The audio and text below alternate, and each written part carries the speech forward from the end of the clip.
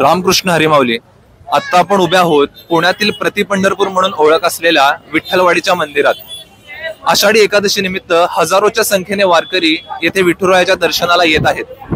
विठू नामाचा गजर आणि ज्ञानबा तुकारामांच्या जयघोषाने संपूर्ण परिसर दुमदुमून निघाला आहे.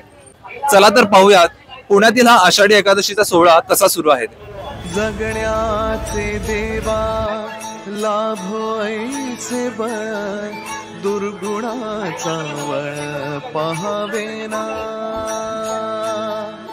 जगण्याचे देवा लाभो ऐसे बळ, दुर्गुणाचा वळ पहावेना. सालाबाद प्रमाणे यावर्षी देखील शांतिनिकेतन सेवा प्रतिष्ठान आणि श्री स्वामी बॅग्स यांच्या संयुक्त विद्यमाने 25,001 रोपांचे मोफत वाटप करण्यात येत आहे. वृक्षवल्ली आम्हा सोयरे वनचरे. दिवसेंदिवस वाढणाऱ्या प्रदूषणावर मात करण्यासाठी हा अतिशय स्तुत्य उपक्रम राबवला आहे. त्यासाठी खरोखरच त्यांचे धन्यवाद. मोफत आरोग्य शिबिर कक्ष देखील येथे सेवा देत आहे. हजारोंच्या संख्येने भाविक येथे दर्शनासाठी येत आहेत.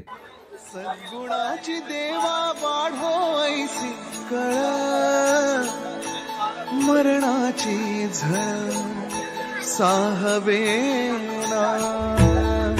जगण्याचे देवा लाभो ऐसे बळ, दुर्गुणाचा बळ पहावेना.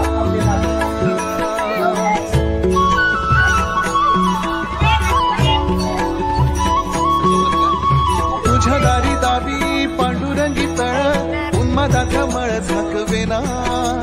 विठ्ठलाची आस वाढावी सरळ, विषाचे करळ टाकवेना.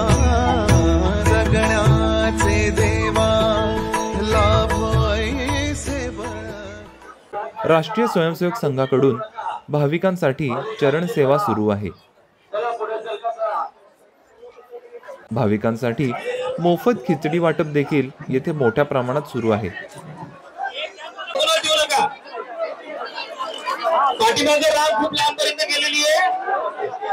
विठ्ठलवाडी यात्रेतील मुख्य आकर्षण ठरली ती म्हणजे गणेश दादांची रिक्षा. पिंपरी चिंचवड मधील गणेश नाणेकर यांनी प्रवाशांना गारेगार प्रवासाची अनुभूती मिळावी म्हणून आपल्या रिक्षात तब्बल 18 झाडांच्या कुंड्या ठेवल्या आहेत. तसेच मनी प्लांटचा वेल देखील त्यांनी लावला आहे. सुखद गारवा देणारी ही झाडवाली रिक्षा शहरात चर्चेचा विषय बनली आहे.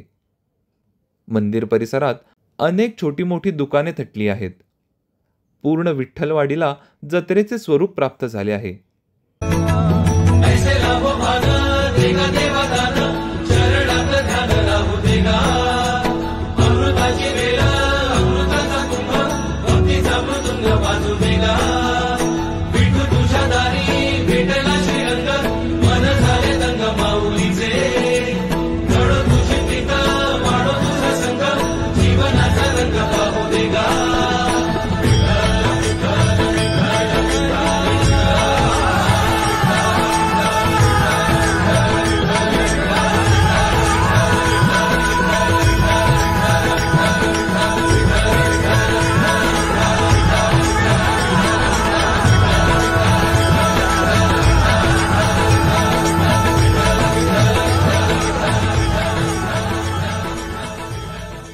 मंदिरावर आकर्षक अशी रोषणाई देखील करण्यात आली आहे.